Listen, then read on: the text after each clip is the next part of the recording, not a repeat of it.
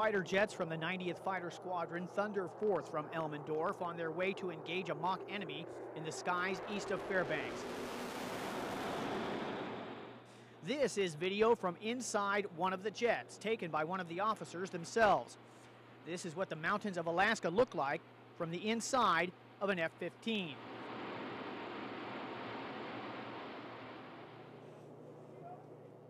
The Elmendorf fighters will take on their opponents in a high-tech exercise aimed at keeping them sharp and prepared for the worst.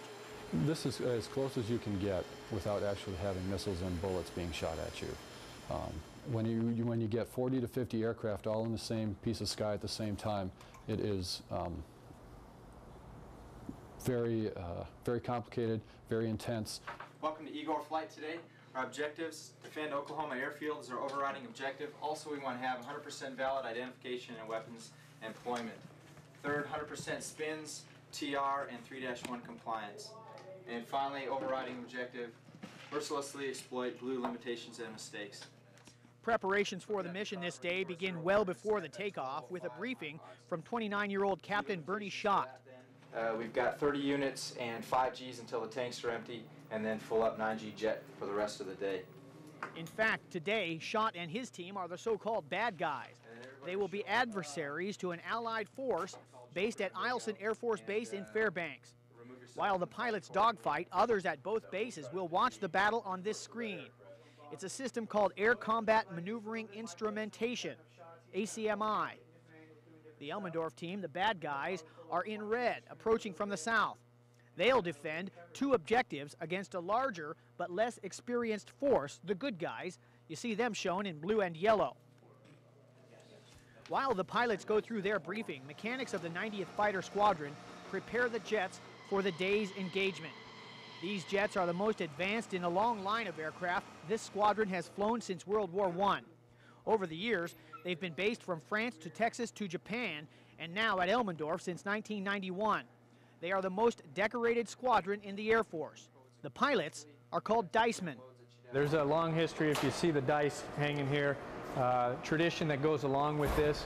Again, the dice became a symbol of the 90th Fighter Squadron back in 1917, and because the guys who were flying initially were so lucky during the First World War with low casualties and number of shoot downs that they felt the lucky number 7 was a good symbol of the fortunes of the 90th. So the dice became a symbol, and now as soon as a diceman becomes a member of the squadron and flies his first mission, he earns his first dice. And he'll wear 1 dice until going through our mission upgrade program where he's qualified to go to combat.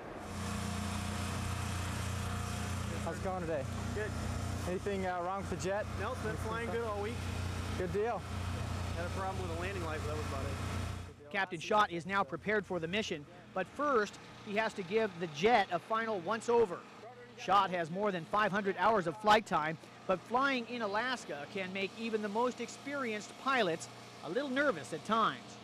Nighttime, low to the ground, when the airplane's flying and I'm not, that makes me nervous, especially through the Alaska mountains. We try and give them presentations that they can sort out on their radar first off to decide how many of this there are. We're trying to hide our numbers initially, and then to try and keep them from shooting us down by maneuvers and external countermeasures. Our role is to shoot them down if we can and die gracefully if we can't.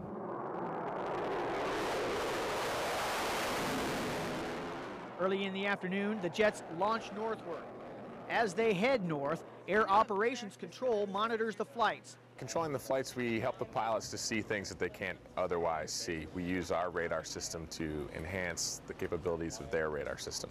They have an ability to see out in front of them, whereas we have an ability to see 360 degrees all around them. So we help them with painting what's called the big picture as to what's going on in an air war. Once the so-called battle begins, the ACMI shows the jet's movements. When a plane turns white, that means it has been shot down. The system can also present the view from a jet's cockpit. The pilot's communications are sent back to base. 01 Snap Raw 01028, new threat 21,000. During a debriefing, the pilots also use this system to review their performance. Much of the missions involve classified information, and on this day, we never do hear how well Schott and his team performed, who shot down whom.